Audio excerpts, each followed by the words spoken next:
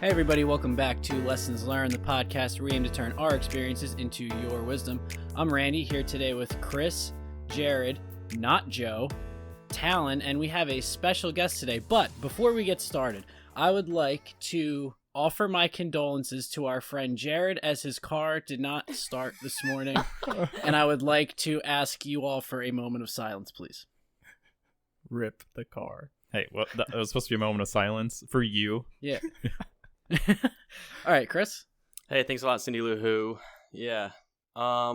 So Joe's not on the episode today, so that's addition by subtraction, and we got our friend Sam, so that's addition by addition. So it's gonna be a great episode for you guys today. Addition by addition. So yeah, we're gonna be talking about Math is hard. ways to decompress. So you spent all the holidays with your family, hopefully, maybe COVID, Christmas, who knows. And you might be a little stressed. You might not have gone home, so maybe you're just feeling a little stressed from that. How do you decompress? How do you, it's after the holidays, how do you just sit back and relax and enjoy life? So we're going to be talking about that today. So Jared, why don't you go ahead and take us off? Ways to decompress, especially around the holidays. So I usually have a routine whenever I go home. Sadly, I don't think I'm going home this year, but I will, if it's like Thanksgiving or Christmas or something, I'll wake up like really early and I'll go to the gym and get a nice workout in and have a lot of energy for opening presents or for cooking for Thanksgiving. And yeah, I feel like that helps me a lot. It helps me kind of get by myself because I'm an introvert and being around people is very taxing on me. So having that alone time, or maybe I'll go with my brother. That's what I did last year. And it was fun. And it kind of sets me up for the whole day to be around family and stuff. That little bit of alone time. I like that. I wouldn't have even Hell thought yeah, about brother. that. Yeah, giving yourself some alone time before having to spend a lot of time around people. Yeah. Mm-hmm. Yeah, that's a good point. By the way, I'm sorry, we have a guest. I should have sent it to you first. What's up, Sam? How's What's it going? up, Chris? How's it going? I'm an idiot. No, it's good. It's good. Yeah. How's your day? Oh, pretty good. Except it's snowing outside, and I love it. I hate this. Did your car start?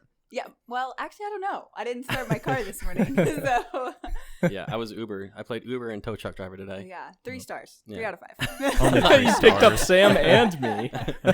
So, all right. So maybe snow's got you down a little bit. What's a good way to decompress for you, or like how do you go through life decompressing? Just getting back to normal. Yeah. So I have a really big family who are all very opinionated and loud, and it's a lot. It can be a lot at times. And I think one of the biggest things for me is having that person who's like kind of my rock, like someone, whether it's like I'm venting to my brother, my boyfriend Dallas. But I think everybody has to have that person who's like their go-to, that they trust, that they know, like, if Uncle Joe is just bringing up politics again, that you can call that person who is like, your rock, and you can be like, vent to them, because obviously you can't fix your family, quote, quote. I mean, you love them and you're kind of stuck with them, and, you don't want to hold it all inside and then blow up, cause some kind of, family drama, when really it probably, was just emotional at the time. And I think it's something that men would really It's turning men. personal. No, I'm serious. I think that as a society and as a culture, men don't really talk about their feelings and talk about what bothers them. And I think that we would realize as a society that we would all function a lot better if we let how we felt out instead of bottling it up inside. And you don't have to tell a bunch of people, but just having that one person, that go-to, that you trust. I mean, I think that makes a huge difference. That's a good point. To me, my rock is Jared Rumsey. I was about to say my rock is you. Because you picked me up. Oh, man. He picks me up when I'm down and my car's not starting. Yeah. No, that's a really good point. I've definitely learned to speak my feelings this year and express it. And Good. I don't have that rock per se, but I have a bunch of good friends, you included, that like are there to listen. Like all of us on here are there to listen, so it's nice. Mm-hmm. Yeah, that's a good point. I think men generally don't do that. No, and I think it's just kind of I don't want to say like a cliche, and obviously some men are good at it, but I think women are kind of known for being able to, you know, convey how they're feeling in a way that sometimes men don't want to. And I think that's okay. I think that's just, you know, kind of the difference between men and women. But I think talking about things that are upsetting you is something that should be across all gender lines, you know? So. Oh, yeah. For sure. So it's still kind of a cultural divide, at least Definitely. like here in the United States. I mean, I know even for myself growing up, like it was still a thing. Like, oh, like my dad would teach me, it's like guys don't cry, especially like for certain things. It's like, and that follows through with anything else, not just crying, but like if you're upset or anything else. So I cried last night watching a Hallmark movie. Yeah, I'm kidding. I didn't. Oh yeah, they're not With Talon? No shame. They're not that dramatic. They're Yeah, just, me and Tom were cuddling on the couch and we were both crying. That's Okay. It's beautiful. that's That's some way to decompress. Yeah. Yeah. it is. No, but Yeah. back to your topic a little bit. Like, on top of speaking, it's also important to listen, and I feel like both men and women don't listen, and it's hard for that rock. Like they are your rock because they listen to you, Right. and like when you have someone that does that, it's really nice to have. Well, and you know, there's psychological benefits to being on both sides of the venting. There's, you know, benefits for being the listener and the venter, you know. And so I think it's just important to know that, you know, even if you are the person venting, to always know that you will be able to reverse that role as well and be a good listener too. Yeah, that's a good point. So. And that's why it's good working out with Rumsey over here. I mean, not to ignite this bromance any more than it already is, but like going to the gym, like that's what we do. Just propose already. Right? We vent, you know, and like it's nice. We're lifting weights. We get our anger out together. Like I'm wrapping it back into your topic. Is like that is a good way to decompress a little bit because you get stuff off your chest. Right. And really quick about the masculinity issue that us men face. It's really like an old problem that we're taught from our fathers and that they're taught from their grandfathers. So, I mean, if you're struggling with that, like if your dad was, you know, all about not showing your emotions and everything, and that's just what you grew up around, I would recommend a book, The Mask of Masculinity by Lewis Howes. Oof, coming It's in clutch really with the book good. reference. And it talks about just that, you know, it talks about the different masks that us men are taught to wear, like growing up, and how until you kind of get past that and take off your mask, you won't really fully open up in your relationships. And I thought that's something really cool that I could throw in there. It's a great book. That's good. That's good. Yeah, I grew up with a brother, right? So it was me and my brother, and it was definitely something I noticed. I didn't notice till I was an adult, right? That when we were kids, you know, if I was upset about something, the way I was treated was differently than the way my brother was treated when he was upset about something.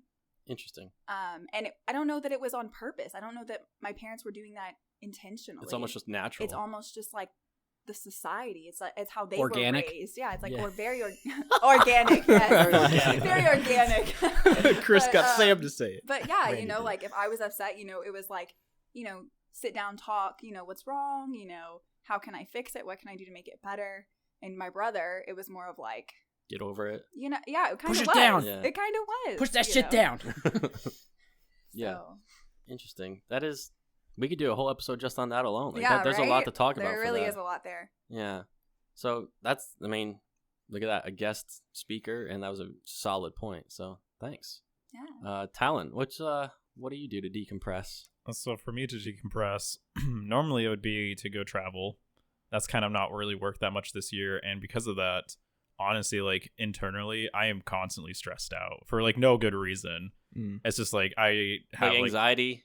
like anxiety, stress. It's just like it's increased being unable to travel because that's just what I want to do. That's what I want to do with my life. So if I can't do stuff like that, then I don't know, like my whole life and my body's just kind of out of whack and everything. But I mean, day to day, I guess the only way to really decompress for me would be like I just chill out, play like video games, or honestly just watch YouTube videos.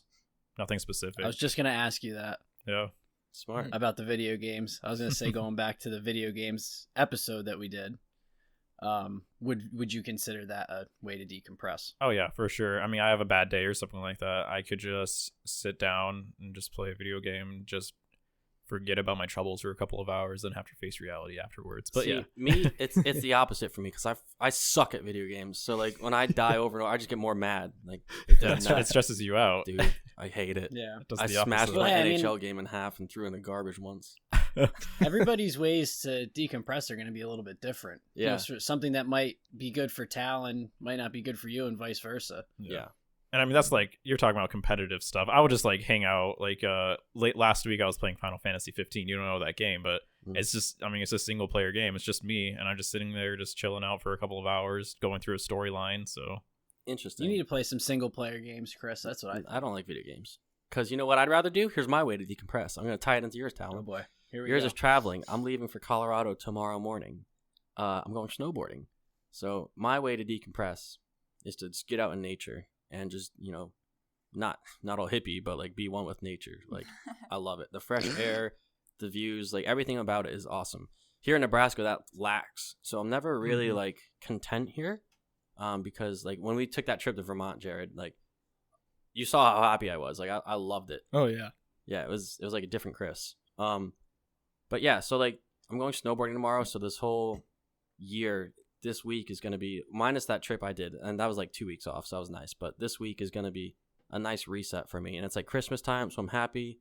I'm off work for like 3 weeks now, so like I'm in a good spot. I love it. So I'm going to be really happy meeting all my college buddies up out there. So it's going to be fun. And like, yeah, so there's something about it. Like if I'm stressed at work, right? At least back home, if I was stressed, I would just go for a hike. I'd hit up Randy when we were growing up and be like, hey, let's go for a hike, man. He'd always be down. And just yeah, brother. the fresh air and the sun hitting you, even when it was snowing. We had like 3 feet of snow. My buddy Brandon came up one time and we hiked the Appalachian Trail in like 3 feet of snow. Like there's something about it. Like you don't see that. You would never know that experience unless you get out and do it and like experience that cold, experience that fresh air, and then like the view from the top of a mountain when there's like 3 feet of snow everywhere. To me, like that's just, I'm just at bliss. Like it's nice. And you feel like you accomplished something too. Yeah, exactly. Until I see a bear on a hike and then like I'm all stressed out again. then you never want to go on a hike Yeah, again. that can be not fun. Or a mountain lion. Been there, done that. Yeah. Ooh.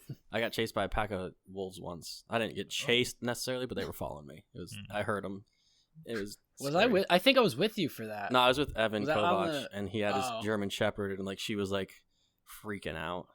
So it was scary. But anyway, that's besides the point.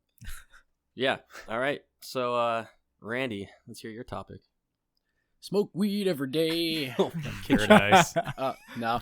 But for real, no. I mean, I go to the gym all the time. That's a big one for me. But I wanted to use a hobby of mine. And Let me guess. Someone, yeah, shameless plug. Baseball. Oh no. I was actually gonna go. Okay. I mean, yes, also yes, but I was gonna go into the wood shop. Oh yes, I am jealous of that. That's that's a big one for me, and especially in the beginning of all this COVID stuff. And then I was, very. I mean, I wasn't off of work, but I was limited hours. I was only working like 20, 25 hours a week. I had so much extra time, and everything was like super stressful. And one of the best things I could do was like go out there. I could just turn everything off, turn the whole world off, and just spin out something on the lathe or put together a cabinet, or like I made a pretty sweet coffee table. I made a bunch of like little shot glasses and stuff. Yeah, I remember that progress And, of that coffee table. That was awesome. I was jealous. Yeah, it was cool. I know. I gotta start doing the Instagram thing again. Yeah. Yeah, but yeah, I mean that was an awesome way for me to decompress, especially because like like my other ways were gone. There was nothing else for me to do. Like I was pretty much off of work. The gyms were closed. My baseball season got postponed because of everything. So literally like all my ways to decompress got taken away from me. So I had no other way to do it. Yeah, I feel like it's important. I mean, we're not just saying this to talk about our lives. We're saying this to help people. So it's important to understand what helps you decompress, and to once you realize like what it is that you enjoy and like it resets your mind, like recognize that and do it when you need to. Like, so for example, you're stressed out, you've seen family for like a few days, or like you weren't able to see family. Like, go do something that you enjoy again. Like, just relax and like it'll all be good. I think you said something earlier that was interesting, Randy, is when you said that after Chris, then you like went on a hike, like you felt accomplished, you know? And I think sometimes with decompressing, that feeling of accomplishment is also kind of part of that, you know, whether it's, you know, getting further in a video game, getting your workout in at the gym, you know, like doing something that maybe isn't productive as far as like work, you know, but is productive in a different way that leaves you feeling a different sense of accomplishment, can be really relaxing for a lot of people. Yeah, more like a Absolutely. selfishness. Yeah, definitely. Yeah, something for yourself. Putting yourself first. We talked about that at, like really early on in this podcast. Yeah. Yeah, look, it's all tying in. It's like we know what we're talking about or something. Yeah, Weird. I dig it. Yeah, so it's almost like selfish. Like you need to take care of yourself, like we were talking about in that one episode. But it's also important, like Sam said prior in the beginning of this episode, that you know you need someone to help be there for you sometimes. Like, say you need to get stuff off your chest. So like, do you want to talk a little bit more about that? Yeah. So I think something important about like getting things off your chest and venting is, you know, you're in an emotional state, right? You know, you're anxious, you're stressed because of people or things, you know, a situation that you feel like you don't really have much control over. And I think sometimes talking to someone who is removed, you know, from that emotional state, who can think in that clear state of mind and kind of give you some perspective about, not saying that what you're stressing over or anxious over isn't a big deal, but they can kind of bring you back, you know, to ground zero, like in the bigger scheme of things, you know, kind of aspect, you know, is this worth getting worked up over? Is this worth the investment of your emotion, you know? And it could also, Sam. No, go ahead, Randy. I was going to say it's also great because that could kind of maybe keep you from either doing or saying something potentially stupid. Exactly. That you don't mean. Exactly. Yeah, you've got plenty of experience doing stupid stuff. Maybe you should reach out a little bit. Yeah, more. I do a lot of stuff. Maybe you should call Chris more. Well, that's probably not the best idea. Okay, yeah. I say that's a terrible idea. I'm usually that masculinity mask thing, and I'm just like, dude, shut up. Oh, no.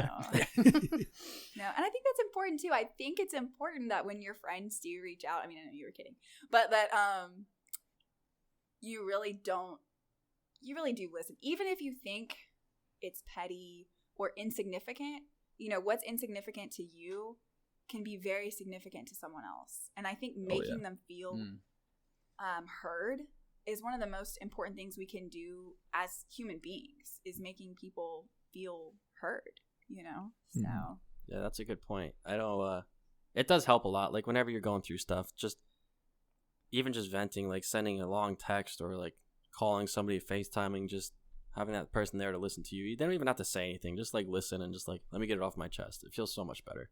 Yeah.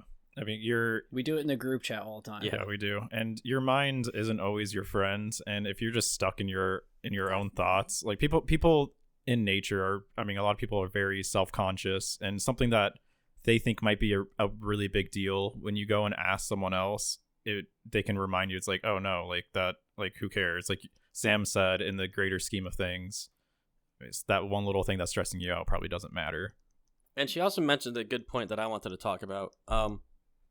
When she said you need someone who's like a different point of view, dude, you're always that for us, especially on the podcast. Like you're devil's advocate. Like it's nice. It's important to have that, because I can be like super pissed off or like have different ideas for episodes or different social media posts, and like we always in the chat, like I'll send one thing, Jared has an opinion, you have an opinion. You're usually like, well, I see both sides and here's the way I think we should go. And that's what we usually end up doing, because I'm on one extreme, Jared's usually on the other, and we're like, fuck, where do we go from here? I'm on the more reasonable extreme. That is true. I agree with Jared more often. It takes you guys forever to do everything. I think that's an important point, though. I think it's important to recognize those friends who are like the most reasonable, right? Because if you're in this emotionally, you know, heightened state, you definitely want to call the reasonable friend. You know, you don't want to call the friend who's going to like hype you up to do something that you will regret. So Do it, no balls. Do it. Start a So fight. don't call in me this then. Destruction. scenario, we would call, you know, Jared, Talon. We wouldn't call Chris or Randy, you know, like. Don't call me. I'll tell him to punch him in the face.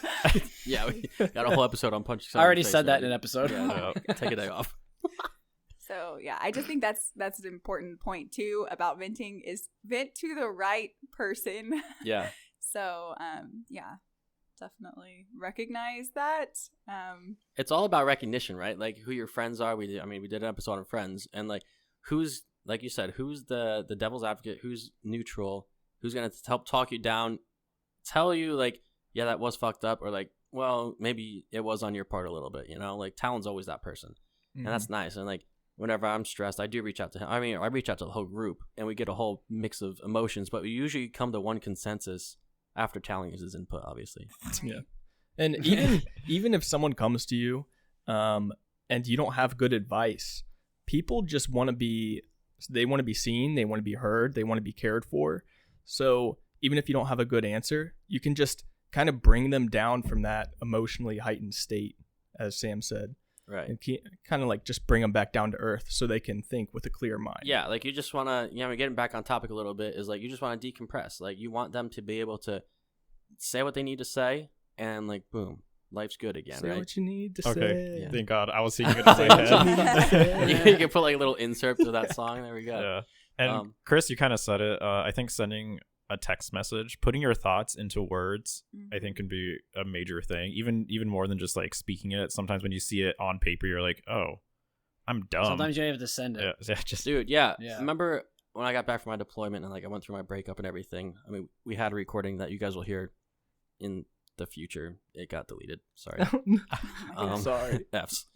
But You hate to see it. I bought a journal and I started writing down my words, and I went back and read it, and I was like, dude, what the fuck? Like that was in my head. That's crazy. Oh man. It's true. It definitely gives you some like some real perspective when you see your thoughts written down or typed up. You're like, does this make sense that I'm feeling this way? Like, Right. and not to invalidate your feelings, but just like, man, like clearly I was emotional at this time, you Yeah. know, like, so I think it's important sometimes to bring us back down when we kind of see, you know, wow, like we were in that emotional state when we thought those things and we said those words, you know, so. Right. So Jared, I got a question for you. Yeah, what's up? Say you're pissed off, right? You need to decompress. You're active. Yeah. Does your activity like increase? Like, do you just throw up like, I don't want to say, I'm not gonna say what I was thinking, but like, do you just get like this crazy strength out of nowhere? Like you throw up massive weight like you haven't before? Oh yeah. Well, I mean, if you have like heightened stress at all and your hormones are going crazy, yeah, I'll put up some big weight. Yeah, and then you usually get like a back injury and then be out for like a month. I was gonna say, and then you hurt Wow. yourself. Yeah, I don't know. If anything, I'm in more of like an alert, like heightened alert state. So, Fall off your skateboard, twist your ankle. oh no, I you said forgot it. about that. Yeah, You we were said so it. happy. We went to skate park and boom, twisted ankle. oh Oh no. man, I was ripping though. I was Well, yeah, you were doing showing me alright. up for sure. Isn't that kind of just You ripped a up your ankle. Isn't that just a natural response though when your body's experiencing stress to kind of have like an extra shot of adrenaline essentially Mhm. flowing through your body? And you said hormones are flowing a little bit, so Yeah, you know, a lot of people go for runs and stuff. I just lift weights, You lift things up and put them down. pick things up and put them down. Thank you. You got the reference. Oh, God. Yeah, and there's also times that like people, you know, are just super stressed out, and like Sam mentioned it. We took a little break there, but she was mentioning how people get so stressed out and like they feel like they can't do anything. So why don't you go ahead and repeat what you said before? Yeah, so I was just talking about, you know, because this episode is about decompressing, and I just wanted to bring up, you know, some people, they kind of get so stressed out, so anxious, and then they kind of feel like they can't do anything. Like it's kind of this overwhelming sense of stress. And I was wondering just if any of y'all, you know, had some insight on ways to kind of get out of that rut, you know, whether in an introverted, extroverted way, just kind of get up and do something that makes you feel better, you know? Yeah. So when I'm dealing with a lot of stress and I'm put in that situation, I tend to be a hermit. I kind of just close up. And I've been there before. Since then, I've realized how to deal with it, because it's not healthy at all. And one of the ways that I did that is I found something that I loved, something that I enjoyed doing, and that made me feel good, which was going to the gym. I mean, obviously, I'm pretty sure everyone knows that answer at this point. So I would just hold on to that. I would cling on to that one thing, and that would give me a sense of accomplishment every day, and it would boost my mood, get the blood flowing, and it would just kind of like compound how I was feeling throughout the day and while I was in that rut.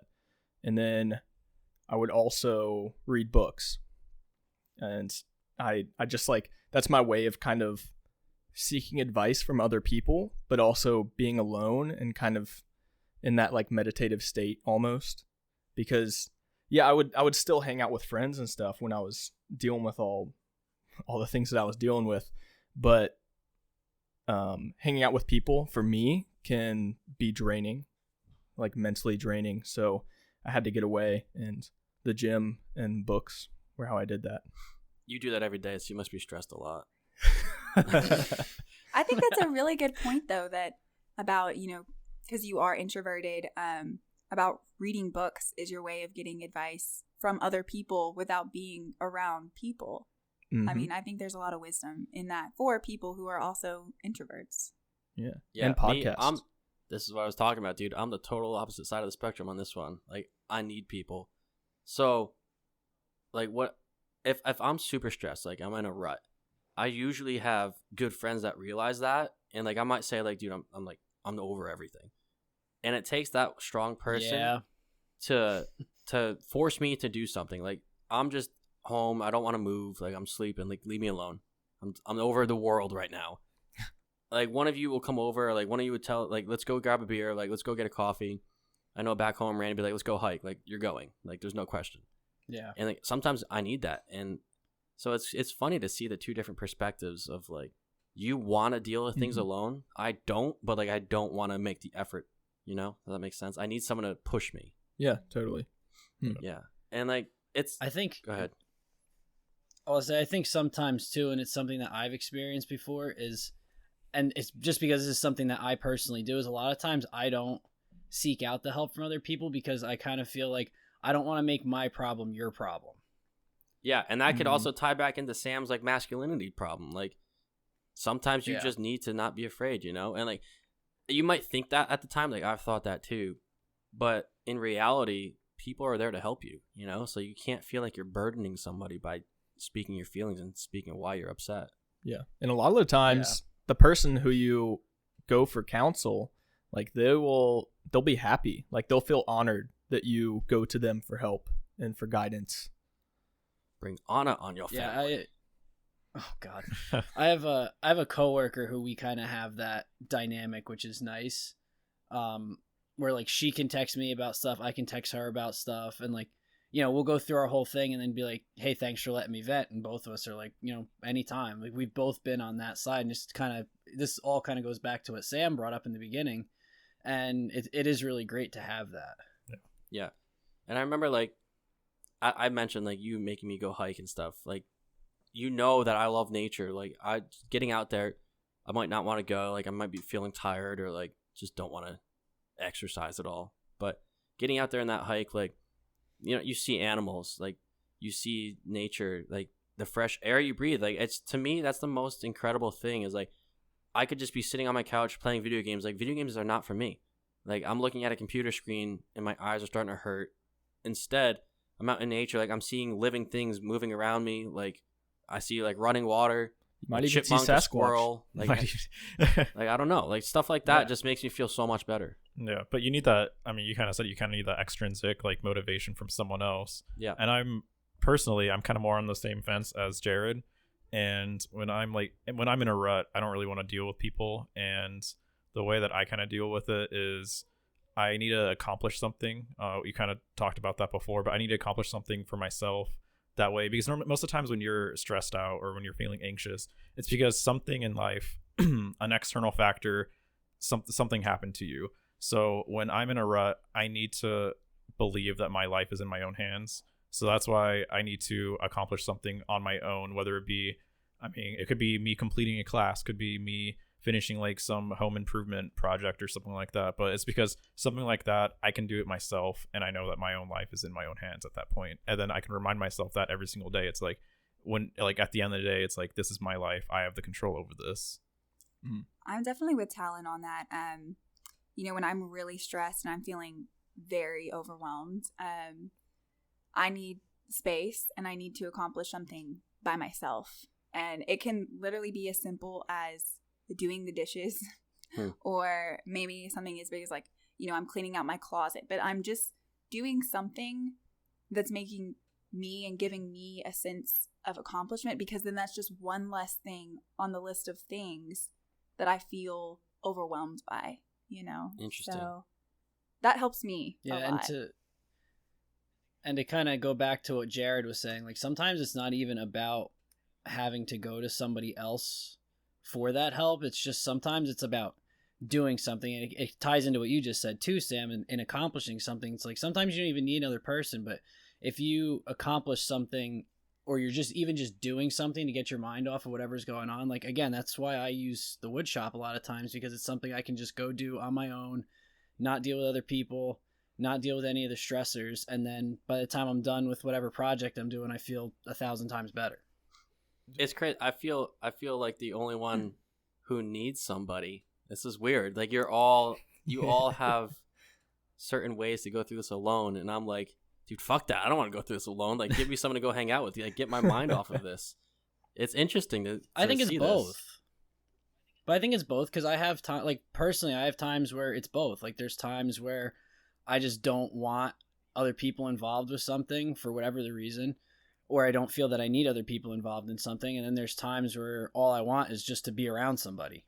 Yeah. Like even if you don't like it, just to use the example of us going hiking again, there's times where like you and me could have went on a hike, and one of us was stressed and we didn't have to talk the whole time. It was just about being out there and doing it. Yeah, that's true. But like, I would never go alone. I don't like doing stuff alone. Like, I think life is meant for two people, or like, you know, I don't know. To be shared. Yeah, to be shared. Like, that's how I view life. I hate going through stuff alone. I absolutely hate it. So it's really interesting to like shed light on this subject, because I'm learning stuff. Maybe I need to be a little more, what's the word you said? I can't think of it. Holy shit. Be more of like yourself. More of like a hermit. Yeah, basically more of a hermit. of a Be more hermit. selfish. I mean, and then there's no harm in trying something, right? Like maybe you try it and it really works for you. Maybe you try it and you hate it. Yeah. But I mean, you know, you'll never know unless you try. So Yeah. And like, again, just we're here to help. So like, it's important to identify this. Like, I didn't know I needed someone all the time, but apparently I do. I feel Chris, would you say you're having a lessons learned moment? said it. Oh god. Oh man. Yeah. Chris, the more you talk about this, the more I get into like your mind, because I don't like it. you've mentioned this Ooh, a lot. mind You rape. mentioned this a lot of other times, and you said it to me once where if you had the ability to go like travel Europe by yourself, like, you know that you made it, because at that point you know that you just need yourself and you don't need that extra person in your life. I said that to you last week. I remember this. Yeah, exactly. And it's just like, and now wrapping it right back into it, talking about it today, I'm just like, wow, like that really is like just mentally how you think right now. Yeah. Yeah. I so that conversation, I told Talon, like, you know, I traveling alone, like going to a movie alone, I will never do that. I hate going to the grocery store alone. I hate it. Like, I just hate doing stuff No, alone. just send to me. But like, not to get too off topic here, I told Talon, the day I travel Europe alone and like just go to a hostel like by myself and just figure my own way out, like where my train's gonna take me, that's the day like I am me, like fully, like that is who I am. And like that's like a new level I don't ever see myself really reaching, but like I want to. So is this like a goal that you're setting for yourself? Yeah, I guess you could say that. Okay. Hell, a good goal is to travel A good Europe goal, alone. Yeah, Hell that yeah, would be that's a good goal. Whenever Oh, we can man. travel again, I Goals might give it a episode. shot. That's when the real Chris Lettieri will exist. Yeah, well, because I mean, think God. about it. Traveling is always with like friends or like you're in a relationship. It's never about just like experience. Like it is, but think about going alone and just like this is again, that's your way to decompress is traveling, and my way is nature. So combining the two, like if I go to a new country, and like I have to find my way, you grow so much from that. Like you really see who you are as a person. Yeah. Like Brad Spencer, dude, he did that. He took these bike tours, he took train rides, he did all hostels, like, and you just meet people along the way. And I think that's what it's gonna be for me is like I want to meet people, but like it's easier to meet people when you're alone.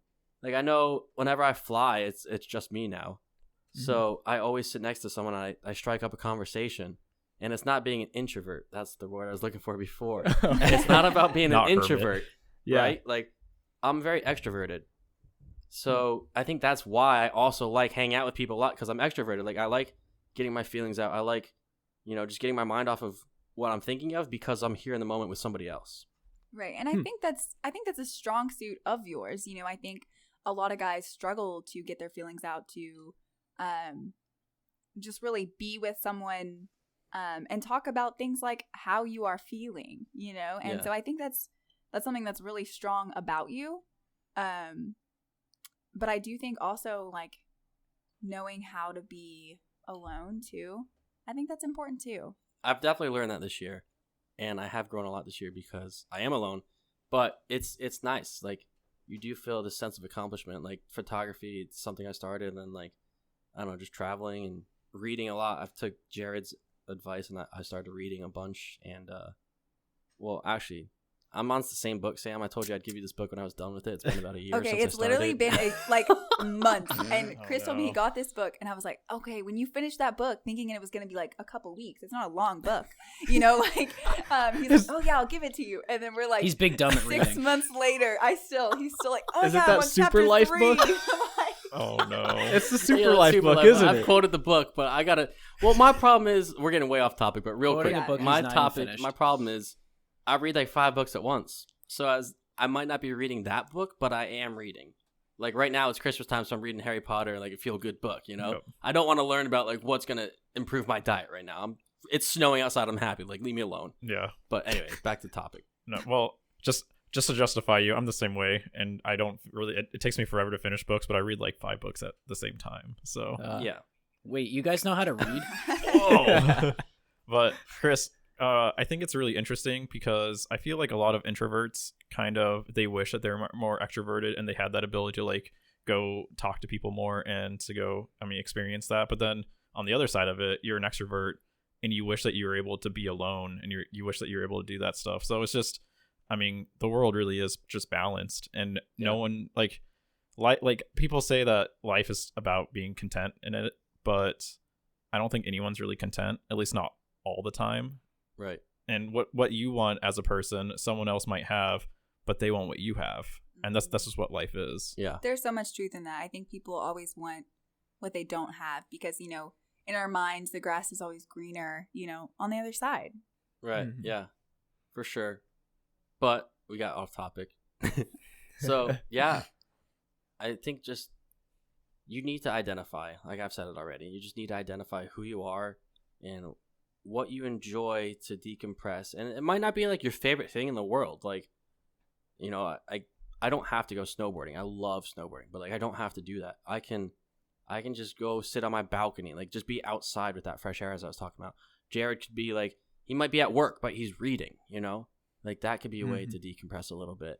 So you don't have to be in the ideal situation to just like take a breath and calm down. Like you need to try and work at getting there. And it's important to realize that you need to do that. And I know you said, we got off topic, but I think there is some importance in, identifying, are you an introvert? Are you an extrovert? Because I think without truly identifying that, you're never going to be able to find the things that make you feel good. Because if you're an introvert and you're spending, time with people to try to feel better and you're never getting that feeling of relief, well, maybe it's time to like reevaluate who you are, Yeah, that is a good point. So maybe we weren't too off topic. develop Too a far. hobby Not or- too far. Yeah, I know, Jared, because you're an introvert. I remember when you went through your breakup, I was like, dude, let's go grab a beer. And you're like, okay. And like, that helped you. I know it did, because you talked about your feelings, like how, like what you were going through. And I understood that. Like, I was just there to listen. And then like, lo and behold, I was going through the same thing like 4 months later. I remember that day. Yeah. Like we were sitting outside, that place that closed down, right? Yeah. Nebraska Brewing Company. Man, I remember like it was yesterday. Yeah, man. Because that was like a big day. That was emotional. So, Yeah. It was good. And like, so I tried to be that person for you because I know you're introverted. So I asked you, like, dude, do you want to go grab a beer? And like, when you said yeah, I was like, oh shit, maybe he's going through some shit. I wasn't expecting that. Yeah, but it, like Sam said, it is important to realize that, and sometimes you need that friend like me, or like I normally do need that person to just push me.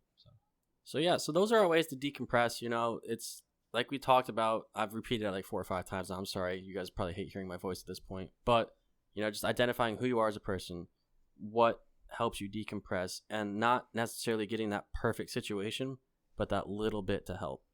And you know, sometimes we didn't even talk about this. We'll bring on, I know we got this topic saved for a later date. Our boy Tony Stark, Iron Man himself, wants to talk about meditation, and that's something I've learned a lot this year, and like we all kind of do sometimes here. But that'll be a future episode. So Sam, thanks for being our guest. It was great having you. I'm glad to be here. You're a lot smarter than all of us, especially that's Randy not true. and Joe. Talon's got me beat. Especially Y'all, I don't know. Joe's probably out eating panda, so good luck to Joe. It would have been great to get Joe's perspective on this. Yeah. So Food. Yeah, decompressing. Joe. Yeah, Joe would have been like, Joey might need to decompress eat panda after a day at work on a Saturday. So, yeah, thanks for listening. Thanks, Sam. All right, guys, this has been Lessons Learned. Thank you all for listening.